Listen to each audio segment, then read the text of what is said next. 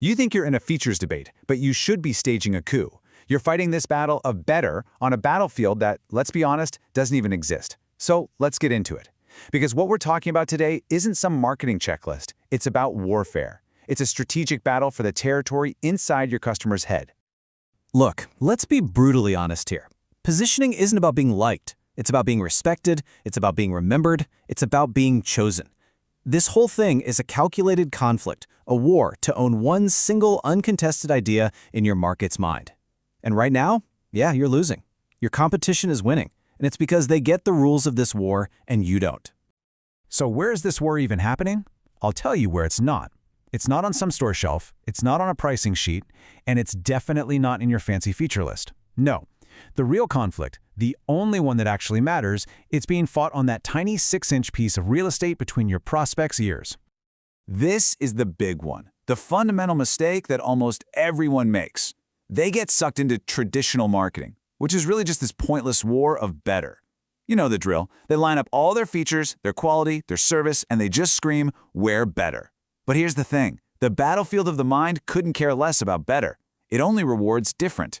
So this has nothing to do with changing your product. It's all about shaping the perceptions that are already rattling around in someone's head.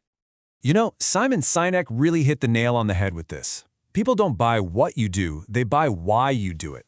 Trying to win with rational arguments about your features, that's weak. It's never going to work. Real loyalty, the kind that lets you charge those premium prices, that's forged deep inside the emotional part of the brain. You win that by communicating your why. Your what is just the evidence that you mean it. So here's the most important takeaway. We have to start talking about positioning using the language of conflict. This is not some gentle, fuzzy art form. It is a strategic seizure of mental territory. Your whole mission is to plant your flag on one single powerful idea and then defend it like your life depends on it. You do that until, in the mind of your market, that idea becomes you. Now, I know a lot of you think you are already fighting this war, but the tactics you're using, they're basically guaranteeing your defeat. So let's break down the 3 most common failed campaigns, the ones that just condemn brands to being forgettable and eventually totally irrelevant. Okay, failure number 1. This one comes from pure arrogance. It's this belief that you can be everything to everyone. You've got this huge, sprawling list of services, and you're just convinced that more options equals more appeal. Let me be clear, you are catastrophically wrong.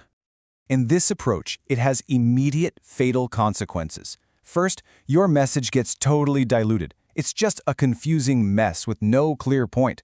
Then, you have zero authority. Why? Because specialists always command more respect than generalists. And here's the killer. You become completely invisible to those high-value clients. You know, the ones who are actively searching for and willing to pay a premium for real focused expertise. All right, failure number 2. This might be the most common trap of all. You see the market leader, and you decide to define your entire existence by comparing yourself to them. Oh, we're like Uber, but cheaper. We're like Salesforce, but faster. You think that's a strategy? It's not. It's a surrender. You are literally paying to advertise how dominant your competitor is. Think about it. Every single time you say, we're like them, but what you're really doing is cementing their position as the gold standard inside your prospect's head. You're validating them as the king of the hill. The only thing you've accomplished is inviting them to a race to the bottom on price and features, and that is a war of attrition you will absolutely lose. And that brings us to the 3rd failure. This one honestly just comes from cowardice. It's a refusal to make the hard choices, the necessary sacrifices. See, to have a truly sharp, magnetic position, you have to be willing to tick some people off. You have to be willing to alienate the wrong crowd. Because if you try to appeal to everyone, you end up exciting absolutely no one.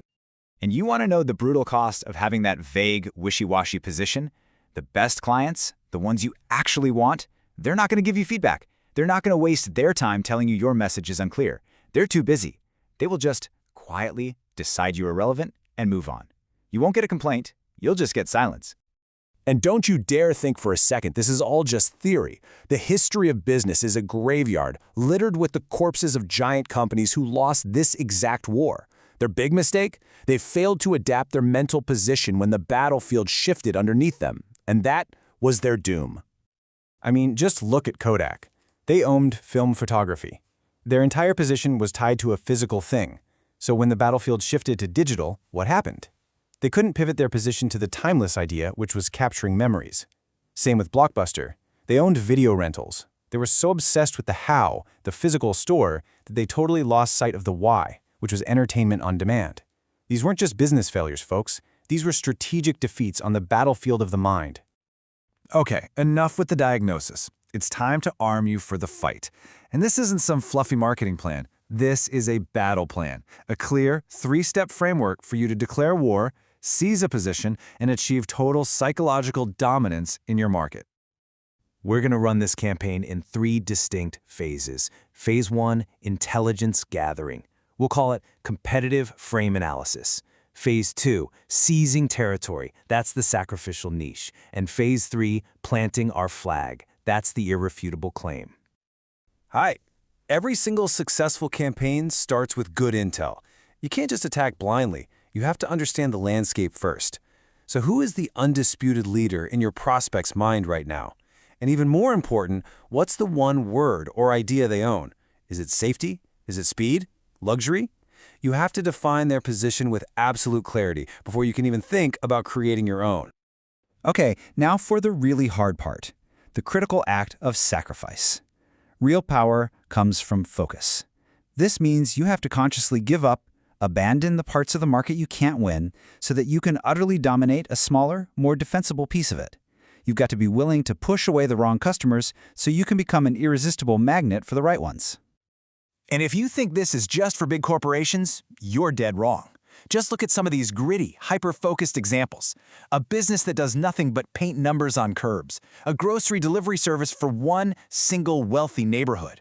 Or how about a security firm that stages fake shoplifting busts to deter real ones?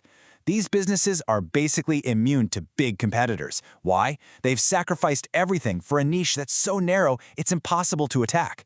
They own their territory, completely. And this brings us to the final assault. Your objective is simple. Seize one word. Not a sentence, not a clever slogan, one word. And this word has to be powerful, it has to be unclaimed, and ideally it should be the polar opposite of the word your main competitor owns. If they own complex, you own simple. If they own expensive, you own value.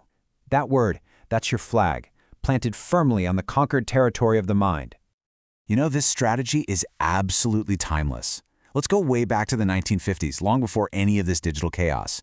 The winners back then were the ones who owned a simple concept. Blatz wasn't just another beer. It was Milwaukee's finest beer. B.F. Goodrich wasn't just a tire company. They were first in rubber. Bell Telephone's whole reason for being was to bring people together. See, they seized a singular, undeniable claim and just burned it into the public consciousness. All right, we've analyzed the battlefield, we've studied the enemy's biggest failures, and we've outlined our plan of attack. So now, the mission is yours. It's time to turn all this intelligence into action. It's time for you to write your own declaration of war. And this isn't some theoretical exercise. This is your assignment. So I'm asking you directly, what mental territory will you conquer? What idea? What single word? What piece of your prospect's mind are you going to seize and make your own? What ground are you actually willing to fight and bleed for? Your work starts right now. I mean it. Open a document, stop making those useless lists of your features. Instead, start drafting your declaration of war. First, identify your main competitor, the one who owns the high ground. Write down the word they own, and then write down the single contrasting idea that you are going to seize, that you are going to own, and that you are going to defend to the death. The war for your market's mind has already begun. Now go win it.